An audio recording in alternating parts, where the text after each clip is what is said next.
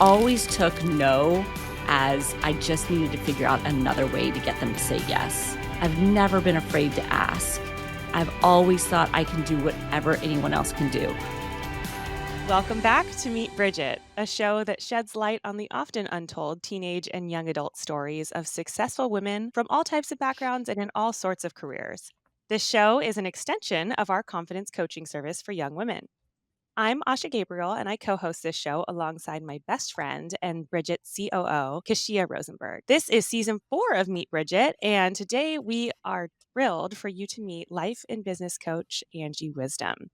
Angie Wisdom is a master certified coach with the ICF, and 25 plus years of business experience are to her name. She helps burned out business owners stop running in place and start elevating their companies by putting themselves first and carving out the time to master their own leadership skills. As a speaker and author of the book, The Non Negotiable You, Angie brings her message to people and clients searching for well rounded, fulfilled life of success, achieving more than they ever thought possible.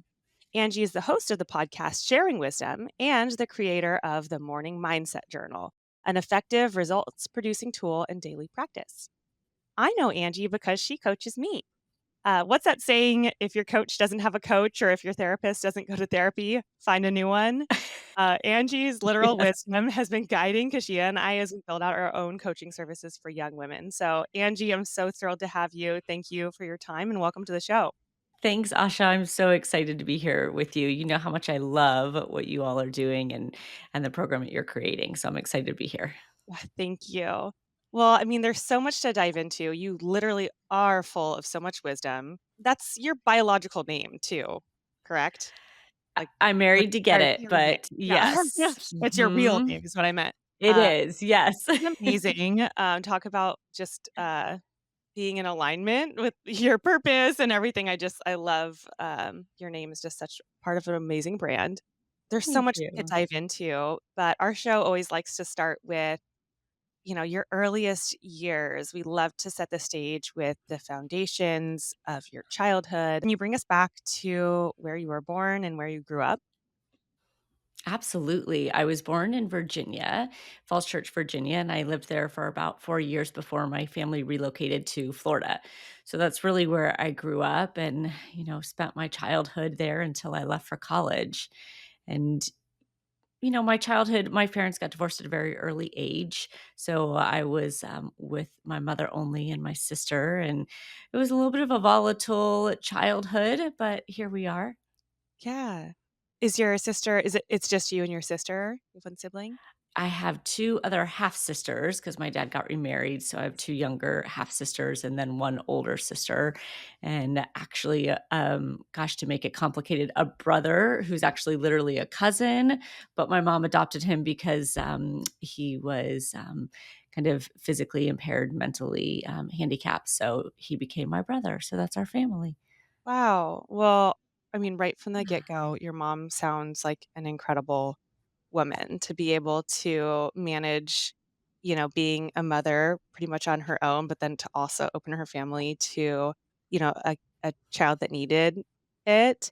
Can you tell me a little bit about just what was kind of going through your mind? Obviously, like you must have felt the impact of a divorce early, but how Yeah. were you kind of thinking about it as a child? Yeah. It's so interesting that you say your mother, must have been, such an amazing person and stuff because she really was. It's a really interesting story and relationship because my mother was an alcoholic and created a very volatile environment and there was a lot of stress and volatility and issues that came from that, but she also had like the biggest heart in the world. And I think that's what you probably heard when, Sure. taking somebody in. And I mean, it was like she would find people who didn't have a place to eat dinner, Thanksgiving, holidays, like the house was always open. So she had a huge, huge heart like that. So just I thought it was interesting that you pulled that out, and I'm like, it's such Yeah. a two different sides to that story. But as far as gosh, when I was younger, I vividly remember my parents just like screaming and fighting, and I remember sitting on this one couch in the front room, and they were in the bedroom with the door shut, and they would be yelling, and my sister would always like, "What's going to happen? What's going to happen?" And so, as a child, that's really scary to hear, the shouting, the turbulence, the unsettling feeling that is in your house of like, do we still have unity? Is there any type of peace and love in the family? So that was always a constant worry and fear at a young age as they were going through that. Once we got over the hump of the divorce, there's different things that come up, but I just remember in that moment going through it, it was really scary. It's a lot for any age, but especially at a young age, to have that much uncertainty and kind of fear in your home. Well, thank you for your vulnerability in sharing that. I think Yeah. that so many people can relate to family Mhm. turmoil, like there are Yeah. the perfect family upbringing is, I mean, from my experience interviewing people, rare if not non-existent, right? But also thought it was interesting how those memories from childhood, they're so sensory too. Like you can literally imagine the couch you were sitting on, and just that feeling I feel like is I think people we go to therapy and then we think through like, okay, my parents were doing their best with what they were equipped with, Mhm. and you're able to kind of make sense of it later. But as a child, I can imagine that impact and probably how that stayed with you and your sister for some time. How old were you, Yeah. when that started, or was it really just from the get-go for you? It was really, I mean, it was I never remembered anything but that, because that was really around the age of 4. So, I don't have any memories from before then, really, and so that was my earliest memories of family, was the volatility and the turbulence in the house. So, really, that's kind of it. And it's interesting what you said, those memories are so vivid, but they're also so important, and I literally, I just had an event and I was talking about this at the event about how often we try to like push that past behind and shut that door because maybe there's pain, maybe you don't want to go back to it, but it's truly like what equips us to be who we are. It's what has blessed me with the gifts that I have, and like you said, everyone that has that story, it's what has equipped them with their gifts and special skills to be who they are today. So while the past can sometimes be a little painful, there's so much gold in it, for your future. Absolutely, and, you use the word, like, turbulence. The best Mhm. pilots, learn to be good pilots because of difficult situations in the air, right?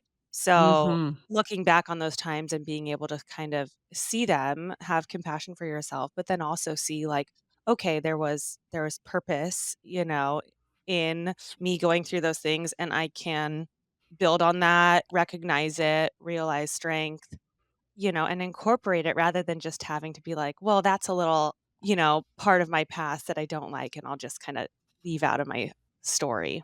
Were you and your sister close? What's the age difference? We are 2.5 years. Okay. And Kind of similar. yeah, you might be able to relate to this, like, we weren't close at the time. I mean, we were when there was, like, hardship and trouble, but we fought a lot, we were siblings. But it's like as soon as one leaves for college, all of a sudden, it's like you've lost your best friend and you become so close. Literally hear it in your voice. And I was like, "Were you close?" That the hesitation, it's funny because I get asked this question a lot too, and, like, I would die for my sister. She is You're like, right. I look at her and I'm like, "What a blessing to have someone kind of experience this parallel life in a way together, to have, like, no one knows Mhm. me as well as my sister in a lot of ways because, like, we've seen the world the same way for, longer than anyone else will ever, see it, But then when people are like, "Were you guys best friends?" It's like, "Well" it's such a charged relationship, and I think that another thing, I working through, like, therapy, and, like, most of my deeper seated, like, struggles or issues, probably stem more from my relationship with my sister in periods of life Mm, than any other place, you know? hmm. But at the same time, I'm like, but what a fruitful relationship in other ways because I'm able to work through those things. So that's interesting. I mean, to have someone to know that, like, okay, when things are getting tough, you know that you're close and you have each other's backs, but at the same time, to kind of have that like sibling turbulence too. Did you have like an outlet or anything in school or sports or extracurriculars when you were younger? I did. I mean, I did gymnastics and I did cheerleading, so that was kind of my outlet. I tried out for everything. I desperately wanted to be a part of any group I could be. I mean, I tried out for basketball. I tried out for volleyball. I tried out for track. I had zero business trying out. I was so unskilled at all of them. But there was just this deep desire to be part of a team, a part of a group. Like, I think because I missed that at home, there was such a yearning to go, how can I be connected to somebody else, to a group of people who all have a common interest and goal to, thrive together. So I tried out for a lot and cheerleading and gymnastics was my thing. And then, really I started working at 13. It Wow. just became all business. I started my first job at 13 and I have literally not stopped working since then. There's not been a day that I haven't had a job and have been employed since I was 13 years old. Wow, where did you start at 13? I love the first Chick-fil-A. experiences. Yes. Okay, what were you doing in Chick-fil-A? How'd you get the job? What did it feel like when you started your first job? Oh my gosh, it was like I think I got paid like $1.80 an hour. How crazy is that? I'm really aging myself. But, I just my neighbor worked there and she was like 2 grades older than me, and so it was a way like it was convenient, right? She had a car, she was my neighbor, so she could drive me because I didn't have that support from my mom really to, like, drive me around. So it was just easy, and I remember, oh my gosh, how excited I was to think about the fact that I was going to make my own money because there was a big desire for independence, right? When you grow up in a family where your mother isn't there that much and it is a little volatile, you got to take care of yourself. So to be able to make my own paycheck was so exciting to me. I mean, I just loved it. And, I was a cashier and, had friends there. And so it was really, really fun. I mean, I loved working at that age, loved it. I think that that sense of pride, I mean, it doesn't really matter where you get started, just like getting into a workplace and realizing like, oh, like work isn't just something that, grown-ups do or a way to make money. Like, oh, there can be camaraderie. I remember like I was Hmm. a host at the Reading Red Robin, and that was, like, a cool job. I remember because I would all the Yeah. sports teams would come there after games, and I'd be like, "Hey, like, I can see you." Um, but just that sense of pride that comes from, like, the first job and, how that sorta sets the tone for your work relationships moving forward. Hmm. Fascinating. Major sense of accomplishment, like at that age, like, feeling like you were there somewhere on time, you completed your job, you got paid for it, you got some recognition, like, that's a really huge thing, I think, for people at a young age. Totally. At that time, did you like, how was school for you? Were you a good student? Did you enjoy school? What were your, like, academic skills, What's interesting talents, or about that, Mhm. yeah, it was largely dependent upon the teacher for me. Mm, Because I was innately a people pleaser with the way I grew up. So if I had a teacher that I really liked and that paid attention to me and believed in me, then I did really good. I wanted to please. If I didn't, then I really had a disconnection and I did what I needed to do to get by. So I would be excelling, I was in advanced math because I had a great math teacher and I would do really well there. And then social studies, like we had this really cool teacher, but he just didn't really care how we did. So it was like, okay, fine, I'll do what I need to do to get by. So all of my academic performance was largely geared towards pleasing and what other people wanted from me. Um, so, I was involved, I was in student government. I definitely participated in school, and I loved the social side of it and did what I needed to do. I was actually a peer counselor, which was Oh, is so interesting because yeah. full circle, here I am, right? Somewhat of a peer counselor now. But, I really loved the socialization and learning in school, but definitely was tied to teachers' view of me and pleasing them for sure. Mhm. Did you have an idea of what you might wanna be when you grew up? Or, like, what was your answer when people ask, "What do you wanna be when you grow up?" When you were a child and then through, like, your Yeah. school years? Well, the funny thing was is that I always said I wanted to be a psychologist, and I was doing peer counseling, and I'd go to the middle school and sit down with kids and have these conversations and help them with their problems, and somehow, I don't know what changed my trajectory, I decided I was gonna be a nurse instead. I really don't know why. It could have just been because I had a lot of friends going to nursing school, but all of a sudden I was like, "Well, I love to help people." Instead of, helping them with their head, I'm going to actually help them physically in nursing. So that was really my trajectory. And when I started going into my volunteer hours for nursing school, I would come home crying like every day, every day. And my husband was like, "This cannot be the way you live for the rest of your life. You Like, do cannot hard come things, home." like, don't Yeah. sob every night.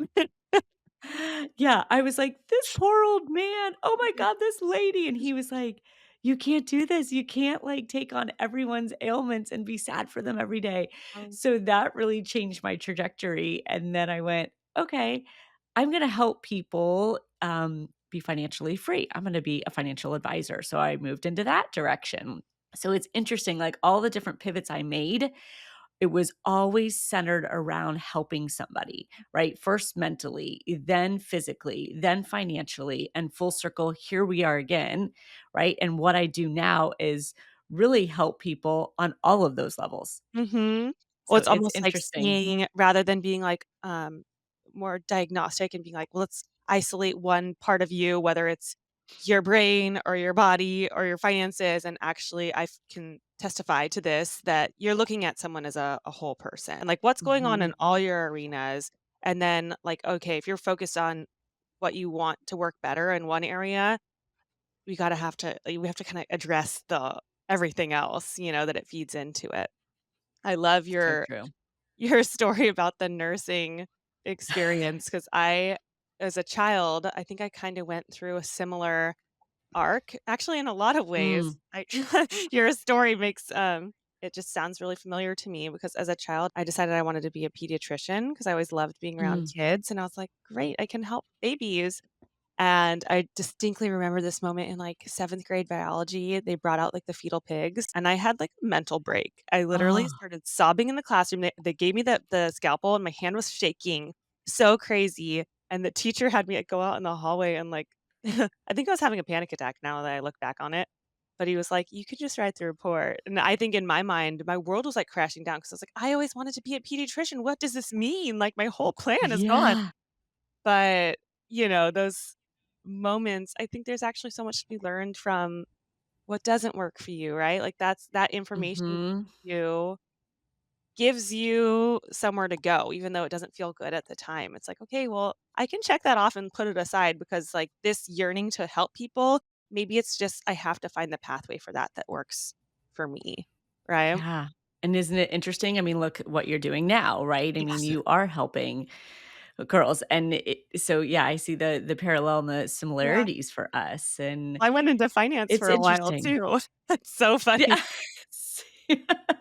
After And after college and modeling and stuff, I literally I got my Series 7 and was, yeah. working in investment management.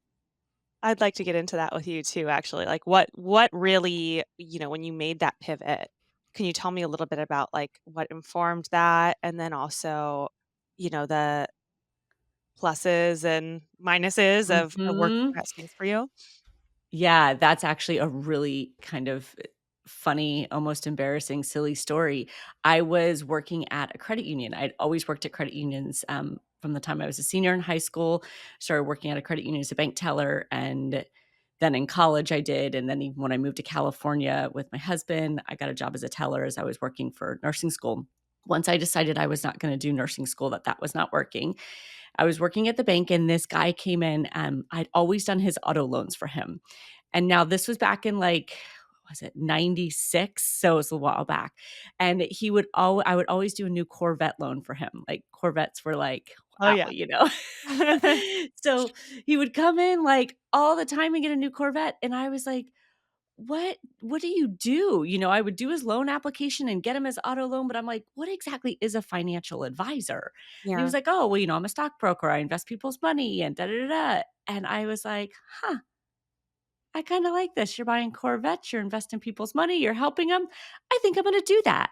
And that's literally what transpired. And I was like, "Who's your boss?" And no, Yeah. I wasn't even 21 years old, you know?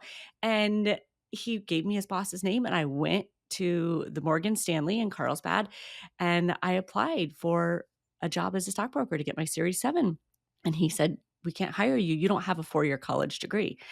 And I harassed that poor man, Chuck was his name. I harassed him until I just fatigued him to no end and he gave me a job. I love And that.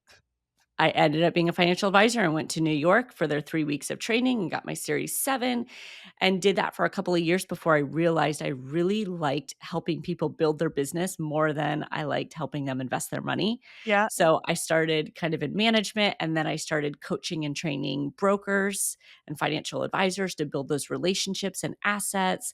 So it really kind of pivoted, you know, fairly quickly and then my husband and I started a financial investment firm from there. So it was very like, I mean, it was doing a loan for somebody for a Corvette that piqued my interest. And then I spent 25 years in the financial industry. I think there's such a nugget in that story though, because that's honestly how those early decisions and opportunities usually happen. I have yet Yeah. to talk to someone that was like, well, I thought through my strengths and weaknesses, and then I found a job opportunity online and I submitted an Right. application and I went through interviews. It's like very, very rarely, especially when you're younger, that it's like people give you opportunities if you're tenacious and you're connected to them Yeah. somehow. But I think that, it's sort of tied to our whole mission. Like when you meet someone and you have some sort of connection to them, maybe doing an auto loan for them and you feel like you Mhm. have access to a person and you see them doing something and then you have that moment where it's like I could do what you're doing. It takes that kind of connection to create that new pathway for yourself, right? And which is kind of like what we're trying to do Mhm. by sharing all these stories where someone could be listening anywhere. And even if they don't have direct access to someone like you, they could relate to something. And suddenly it's like, oh, well, I can see myself self in that person's shoes. So I love that Yes. part of your story because it's just like, well, you met a guy, that had a job that looked interesting to you. And you're like, well, your skill set kind of seems like something I could work into. And I also love that you just harassed him into giving you a job because Yeah. also, I mean, don't do anything illegal, but like being persistent Right. with people that have the ability to open doorways and create opportunities goes a lot farther than you might think. We always Yeah. encourage young women that it's like, okay, when like you want something or you see a job you like, follow up, follow up. Like people are busy, Mhm. they're not it's not that they hate you. I mean, and if they hate you, like, what's the worst they can say? Like, "Leave me alone." But more likely, they're just busy, and if they see you Yeah. following up and being persistent, they're gonna say, like, "Wow, well, if they're persistent in pursuing me, they're probably gonna be persistent in their job." And I Right. that can go such a long way for a young person to really just like, you're giving me a no, but I'm hearing a maybe." Yeah, always. I mean, that's kind of how I was wired. A couple of things. One, I always took no as I just needed to figure out another way to get them to say yes. I've just always thought that.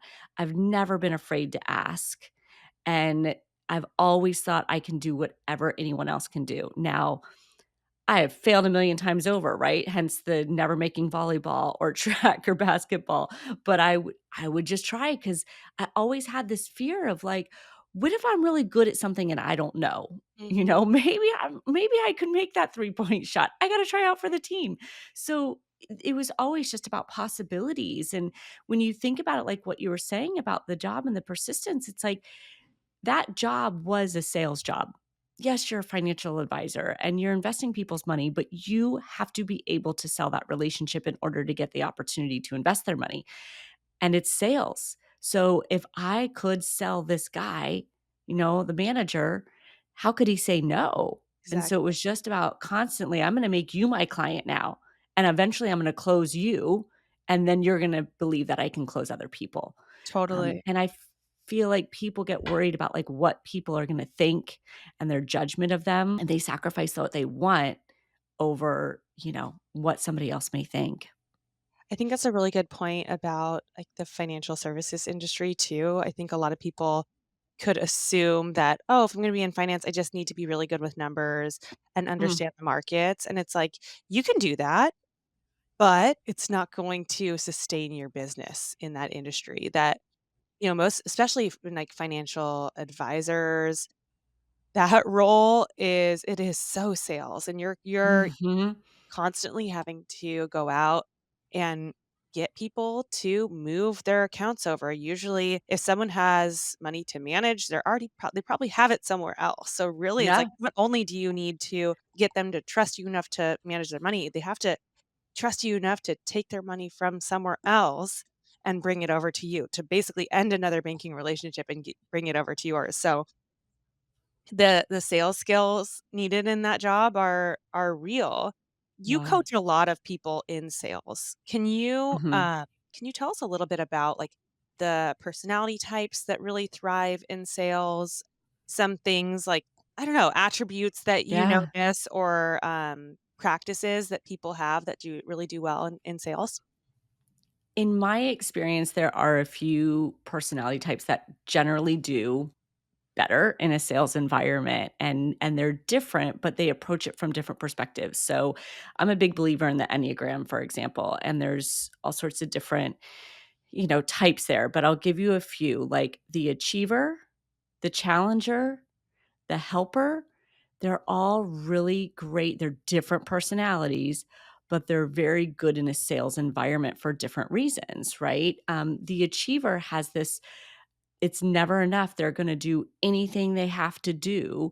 They're going to go above and beyond to make, the experience great, to get the sale. So they're just always going to kind of outperform anybody. Like, they're relentless. That challenger can always make anything happen. So they're gonna be that yes, yes person all day long, and that provides people a great deal of comfort in finding that, like, this person has got me, and they're so Yeah. rock solid. And then that helper type is really, they just wanna help people so much that people tend to gravitate towards them because, again, it's like they feel taken care of, they feel like they can trust them, they feel like they're in really, really good hands. So, I see it time and time again. I mean, if I literally took the hundreds of people that I coach and profiled all of them, and I have all their Enneagram assessments, all my salespeople typically fall in those 3 categories. I think that is It so works. information, and also this kinda data just gets me so fired up because it's exciting, It's like you in the course of coaching so many people, Mhm, you're a master certified coach, so it's like you start with that, ability, skill set, but then, by coaching more and more people, you're also increasing your value just from these observations, right? Where it's like, okay, salespeople are kind of in these categories and, other people are sort of in these other mhm. categories. I'd love to actually talk a little bit about the Enneagram and then I want Yeah, to jump back, into your story. But I think this is such an interesting, you ran an Enneagram test with me when we first started mhm. coaching. What are like the, if you, I mean, not to put you on the spot, but are there other types Yeah. that you can talk about and kind of other career paths that you see people thriving in them? Yeah, absolutely. I coach a lot of achievers, helpers, challengers because they're very driven and they're very goal oriented and focused and they want to perform. I definitely coach the other types too, some more so than not. But for example, like a peacemaker, they're very, keep a level playing field, right? They like everything to be stable and secure. They don't like to rock the boat. So, and as I'm saying this, I'm like, oh, I've got this client who's actually in sales and he's a peacemaker. So, but they can really kind of make everything feel okay for people. So that's a really great skill Makers. Yeah. set. Yeah. Yeah, where it's just like you feel like everything will be okay. They internalize a lot and it could be a lot of stress for them Yeah. because they're constantly thinking about, oh my gosh, is this person going to be mad? Is this person going to be happy? Like, how do I make everybody good? So that can be really difficult. But again, it shows through with the people they're dealing with that they feel very like level and taken care of. One of my favorite personalities to coach is a loyalist. They have a great loyalty, obviously, to people, but they typically have a lot of indecisiveness. So they overthink. They're worried about what everyone thinks. They're worried about whether or not they're doing the right thing or the wrong thing and what kind of repercussions are going to come from that. So there's so much weight and noise from a mindset perspective that it just makes it hard to make decisions on a daily basis and move forward. So they usually have so much kind of mental bandwidth drag. And it's really fun to coach because when you get them out of their head, it's like this road opens up and it's like, oh my gosh, now I've let go of what other people think and I feel confident in my decisions. So there's so much upside with that personality that it's really, really fun. They can be great as far as support people. They can be good salespeople too once they get out of their head. A reformer, very black and white, very right and wrong. This is how you do things. Those type of personalities often are in HR, they're Interesting. very like Yeah. Or HR, here are the rules. Like, this is how it's kind of, yeah. accountants, yep, people Interesting. that very, very much are like, yeah, this is the right way to do things. We don't bend rules, we don't flex rules, this is just the right way. Whereas you take a challenger and they're like, "A rule? Yeah, I don't really believe in rules. I'm You're like, gonna take your rule and I'm gonna bend it a little bit, and then we're gonna how talk." do you got the rule though? I So love it's it. fascinating to me. That's why I do an assessment with anyone who comes to work with me because I want that inside track of going, okay, now I see the way you see things, Yes. and it gives me such a leg up from a clarity perspective on what's going to pop up for them. And as they're sharing with me, I can talk to them in such a different way that really shortcuts some of the work for us. Yes. I love that. Do you have your personality, your Enneagram? Can you share it? Yes, I Oh, you don't. actually am very equal between a helper and a challenger. Okay. And most women come up as helpers in general because it's kind of our nature to help and take care of people. But I'm definitely a helper from my childhood, that people pleaser, that trying to like make everybody happy because it was a volatile environment. But that challenger, again, challengers are like steamrollers. I mean, we will knock down any wall in front of us and make things happen. And again, I had to do that too as a child and being independent. So much of the way we grow up forms that personality type for us. And there's no good or better type. It's just awareness on like, oh, these are some of our natural tendencies. This is where I got it from. How do I want to make it better? How do I want to like make it healthier? I like to use the word healthier. You can be a really unhealthy challenger and you can be a really healthy challenger. Yes. So it's always about making your personality type healthier. I love that. Part of our, Define Confidence coaching course, we talk about, I guess it's similar to this, but it's sort of understanding some of our traits and seeing that, like, Mhm. in excess, they can be, weaknesses, but in balance, they can Mhm. be, something we can work with or potentially strengths.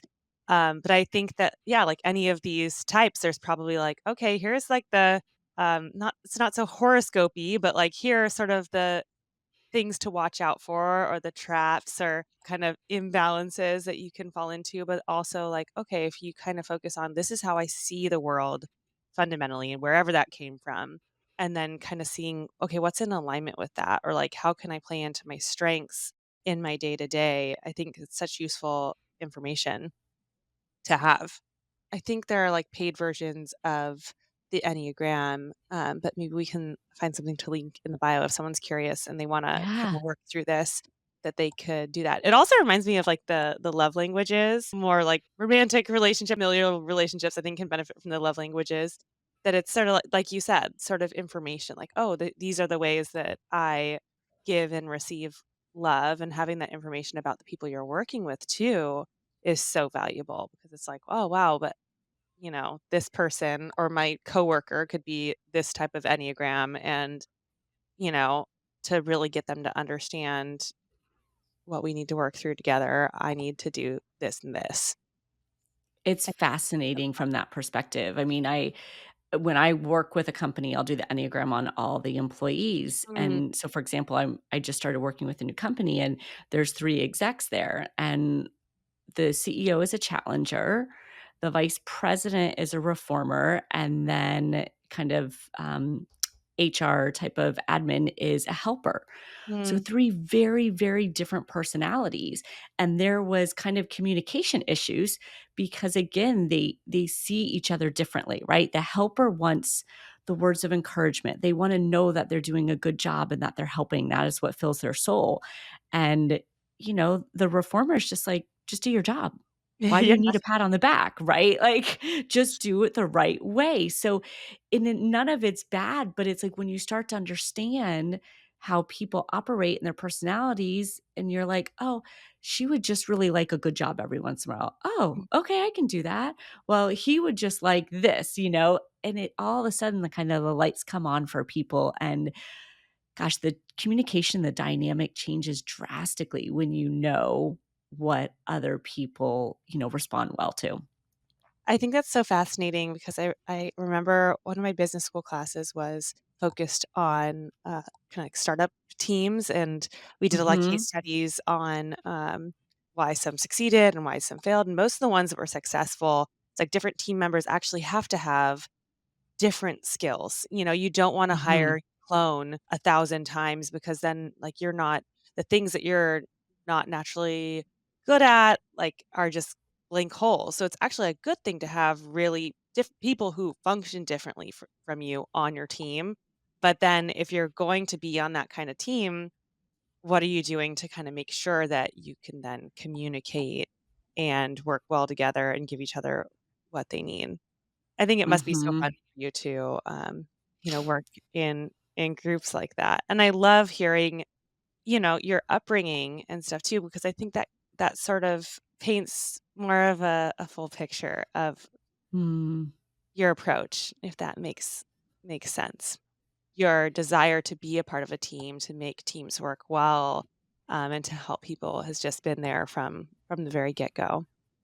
So you've Yeah. mentioned your husband a few times throughout your story. It sounds like you got married pretty early. If you were already together when you were starting nursing school and stuff, tell me a little bit about how you met your husband and how that relationship has impacted you. We actually, oddly enough, went to the same middle school, elementary school, high school, never knew each other. He was 2 grades above me, so he was in school with my sister. Never knew each other until I was in college. A mutual friend introduced us just because we were all hanging out at the same place. So, I met him early when I was, 18 years old, and then ended up he moved out to California because he wanted to kind of pursue a different way of life. He wanted to be on the water, he wanted to surf, and, wanted to look at other job opportunities, and gosh, he must have been 21 at that point, and he moved out here, and then I ended up following out. He came and got me a year or so later, and so I was 20 years old when I moved out to California with him, and yeah, we've been married for 26 years. So Wow. it's Congratulations. it's Amazing. thank you. It's really, really interesting, and I've had to look back on it and see because most people don't get married that early, and when you think about it at that age, like, you don't even know what life is about, right? You haven't even lived really independently and been in adult years when you're 18 or 19 years old. I mean, I moved away from home when I was 17 because I graduated high school and I moved away to go to college.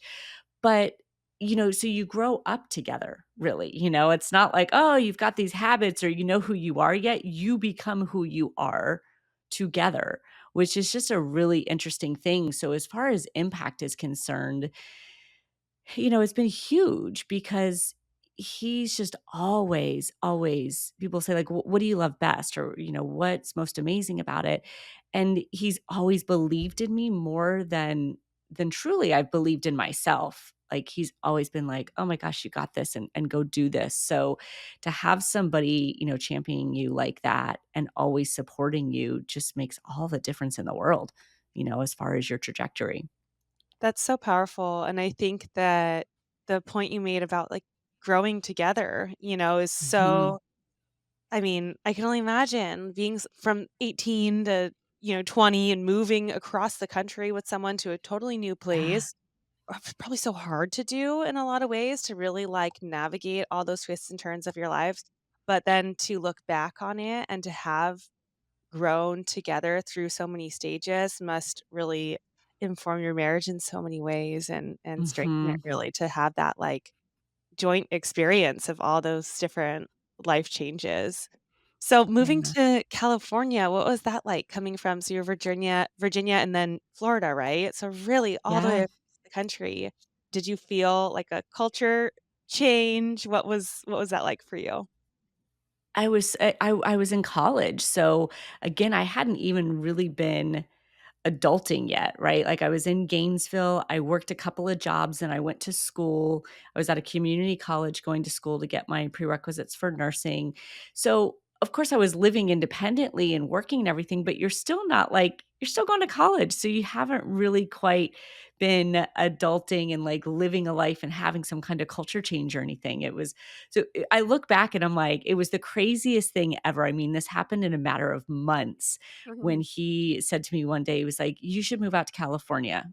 And I was like, "Huh, all right," and I was like, "Well, I'll transfer after my 2-year degree and I'll go to San Diego State." Kind of mapped it out a little bit and was just like, "How is this gonna work?" And he's like, "I'll pay rent, you buy groceries." I was like, "Okay, sounds good, I'm in." And it was just like the wildest ride, and there it was never even I never thought that was gonna happen, and so I literally remember calling my dad, calling my mom, and being like, "Hey, I got some news. In a couple of months, I'm moving to California." And they were like, "What?" I mean, it was just, like, mind-blowing, and, I had a little Toyota Tercel, a little four-speed Toyota Tercel, and he flew out, and we packed that thing to the gills with as much stuff as I could take and drove it across the country. So it was just such a journey, stopping along the way and just embarking on this whole new life. And I've always just had little bit of that fearlessness. It's like, well,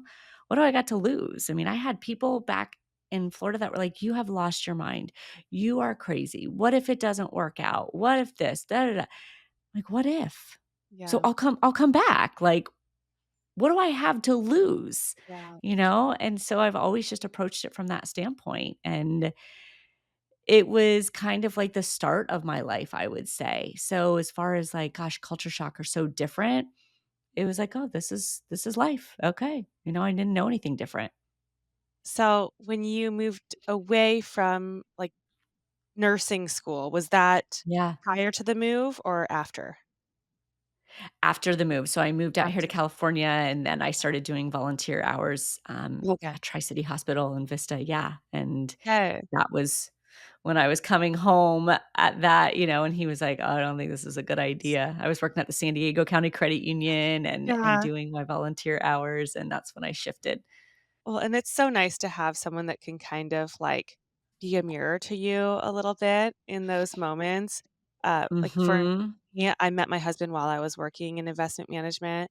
And for me, like that work experience was so like I was just trying to prove to myself that I could work that kind of job, really. Like looking back, Mm. it wasn't a passion necessarily for me. I'm like, my favorite part about what I did was, talking to clients on the phone and understanding why they needed to invest this, oh, they had a grandchild. So they want to start a college fund or like they need to Yes. liquidity for this thing. And I was like, I like being on the phone, but most of my day is in front of my computer. And I was just like, my appendix basically burst. I got shingles. And my Oh now my husband, my gosh. boyfriend at the time, he was like, I think you could do other things in the most gentle way. And I think it is just nice to for the people that you trust, if they're observing something about you and giving you that information, it can be such a gift. to know that it's like there's better out there for you, and you should Mhm. just miserable every night, crying after nursing school or Right. whatever. Okay, so the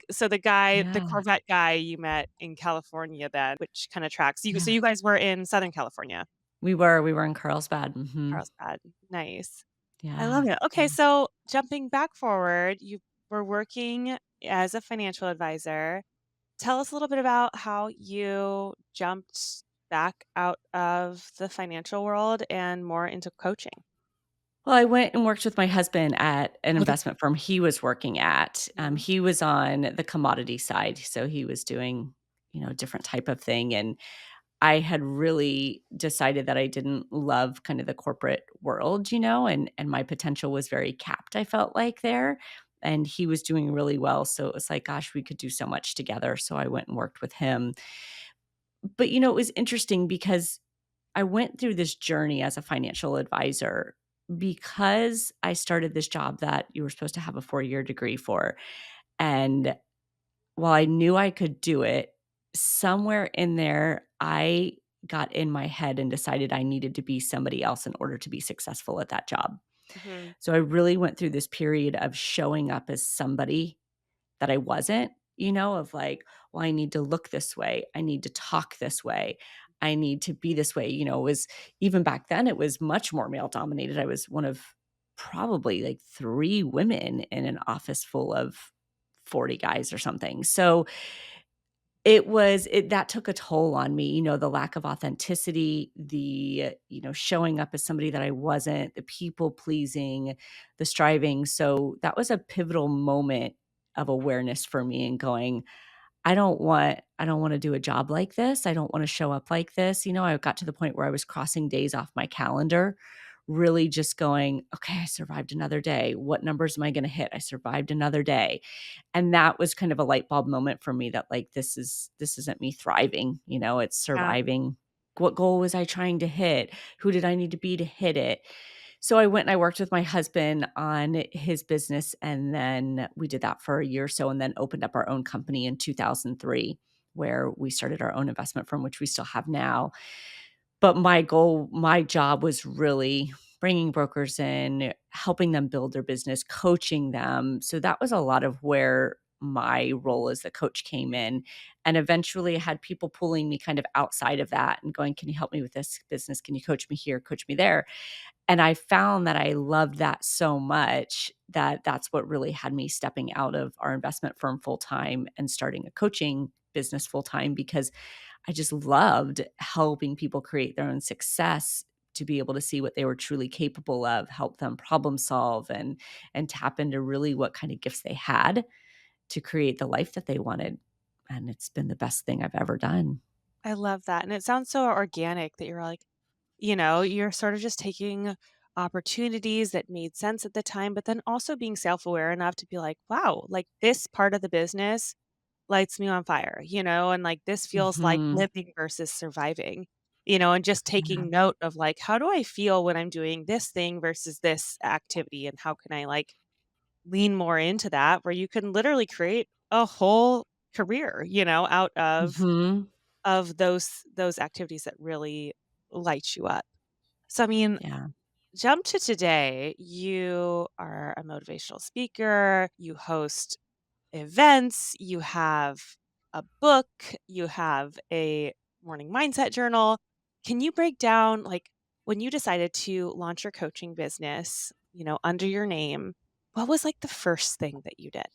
I guess Yeah. you were coaching people already, kind of one-on-one, Mhm. in, like, more of, like, Mhm. sales roles, and then that expanded. But do Yeah. you remember, like, the moment where you're like, "I've got a coaching business, and this is my main thing," or the next? It's funny that you say that. Yeah, and how's this for, irony? The guy who sold I used to do the Corvette loans for, Mhm. right? I came in, worked with him at Carlsbad in Morgan Stanley. We became very, very good friends. He was like a mentor to me in that business. When I left that business, he took on my book of business of clients. We stayed close. I would coach him on things, and he said to me one day, he was like, "You should be You should just be a coach. You should just be a life and business coach." And I was like, "Huh, yeah, I think I should." And literally, I remember telling my husband, like, the next day, I'm like, "I'm gonna open up my own practice." Like, this is how I do things, right? I'm moving to Yeah. California. I'm gonna open up my own coaching practice. And it was like, I think it was November 14th and, years ago, and I was like, "I'm gonna do that." And he was like, "Okay." I was like, "I'm gonna go and get my full-on certifications," because I didn't even have certifications at that point. Mhm. You don't have to, but to me, if I was really going to hold myself out to corporations and be at the level I wanted to, I needed to go back and get all those correct certifications to do it. But so I remember that and just going, "Yeah, I'm gonna do this." And I remember reading, like, the highest level coaches, like only the top 4% of coaches ever reach that master certification level. Only the top 2% of coaches ever reach, this level as far as, impact and financial ability and all of that. And I just remember setting my target at that and going, that's where I'm going. That is where I'm going. I'm getting the highest certification. I'm going to be one of the most impactful coaches I can be. And that, it was just like, it's go time.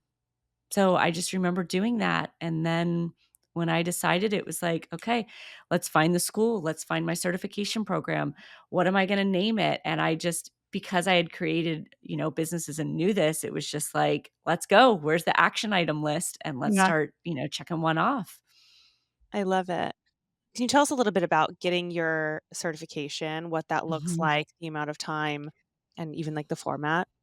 Yeah, the thing about coaching is it's an unregulated industry. So anyone out there can just go, "I'm a coach today." And they can hold themselves out there as a coach and charge whatever they want and do whatever they want.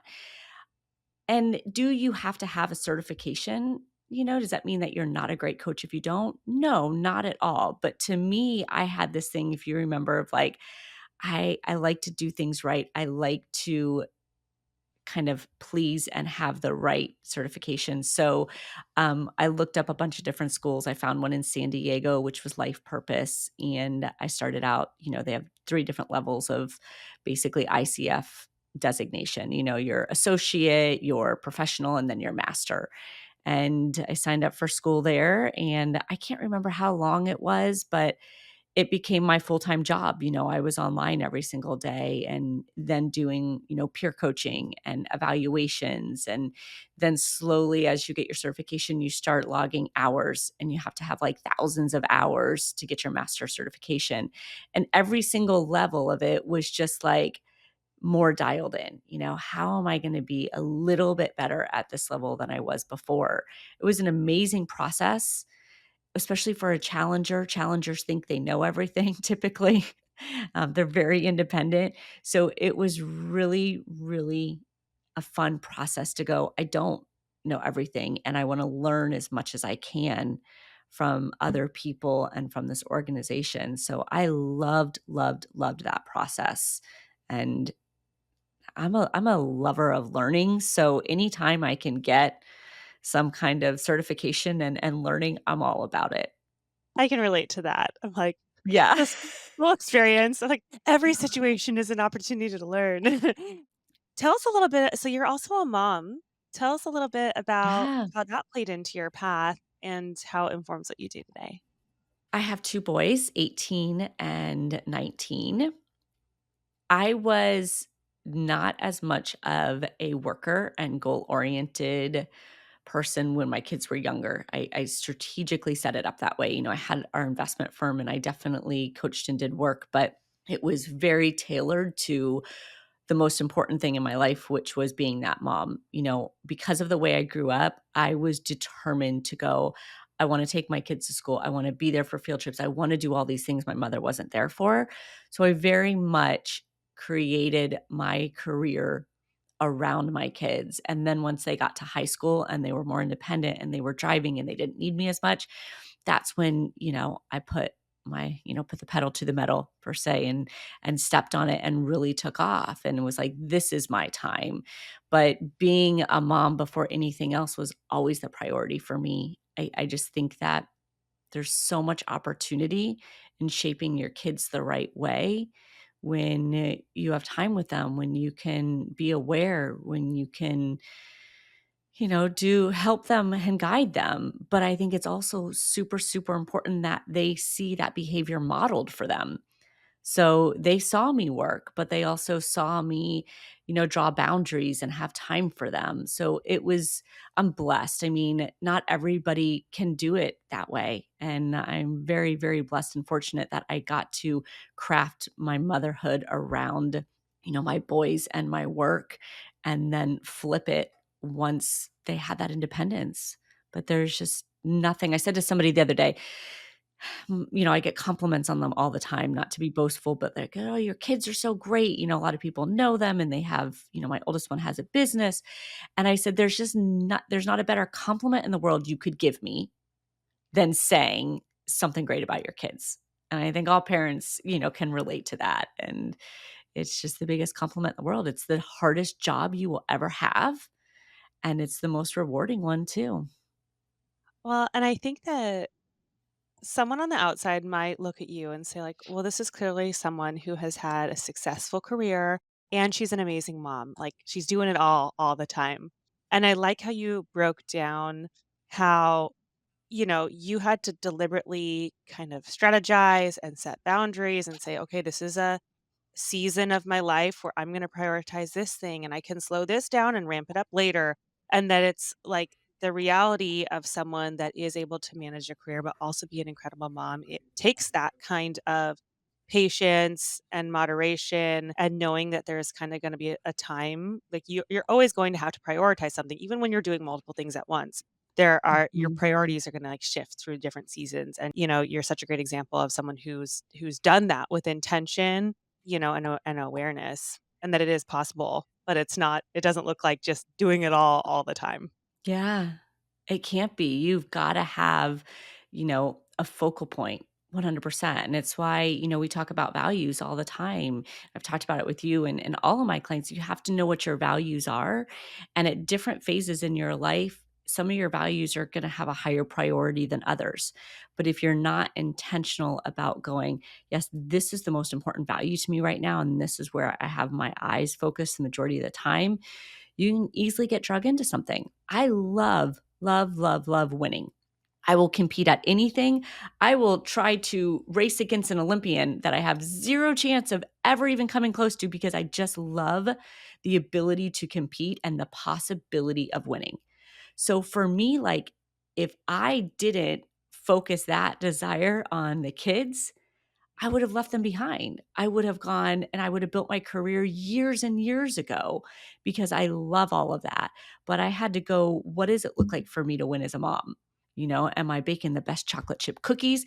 Am I coming up with the best room stuff? Like, what does winning look like for me in that space so that I could be super intentional there and not get kind of lured by a different level of success? Absolutely.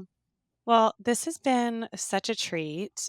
If you're all right with it, we usually do kind of like a fast 5 little Yeah. questions, bites that'll kinda jump around, and then we'll close with a final question. But before we do Okay. that, can you for someone that wants to find you, wants to work with you, wants to buy your books, where can people find you? Absolutely. angiewisdom.com is my website.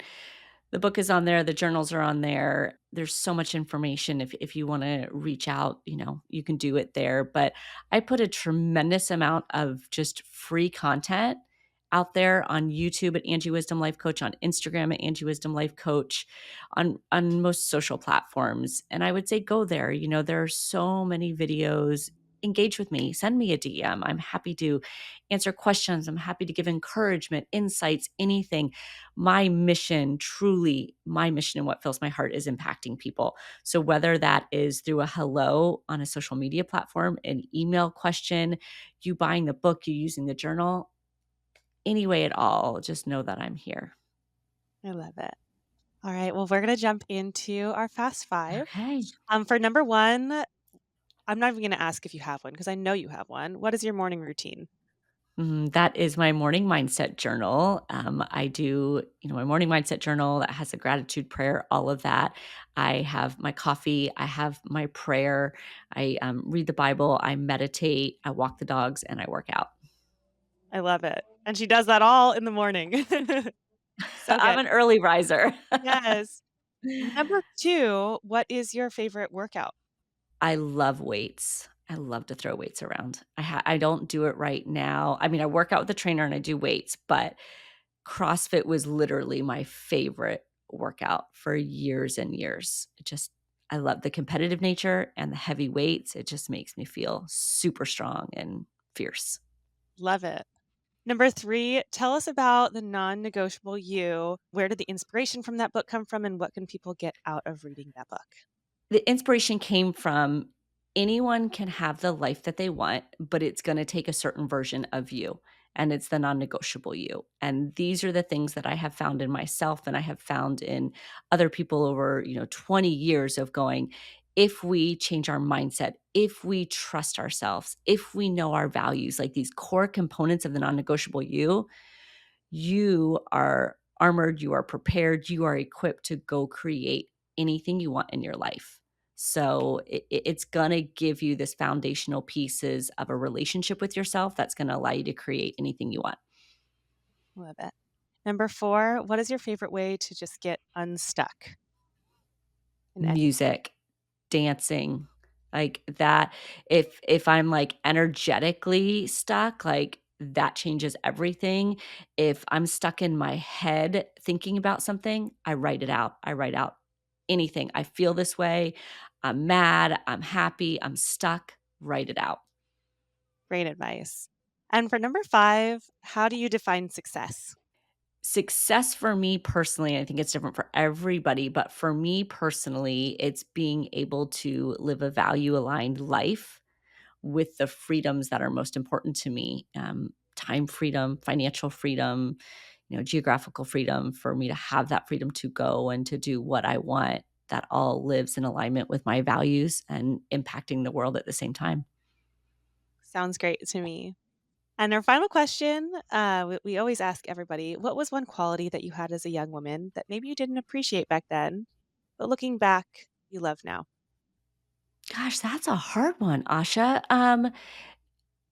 I think I didn't love back then, I was a big people pleaser. And I don't think I always loved that because it didn't serve me well.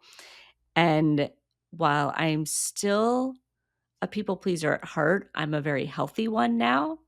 And it has given me this space to have empathy for people and to create a way for them to create their own joy. So it's evolved a little bit, but at heart, I'm still like, how can I bring goodness and joy in your life, which is a form of people pleasing, but I'm empowering other people to do it. So, I'm so grateful that I am that way, but just in a healthier version than I used to be. Beautiful. Well, Angie Wisdom, this has been such a treat to dive into your background, your earliest years, and really just benefit from all of your knowledge and experience. So, thank you for joining us today, and I can't wait to see you soon. Thanks, Asha. It was so fun. I appreciate you.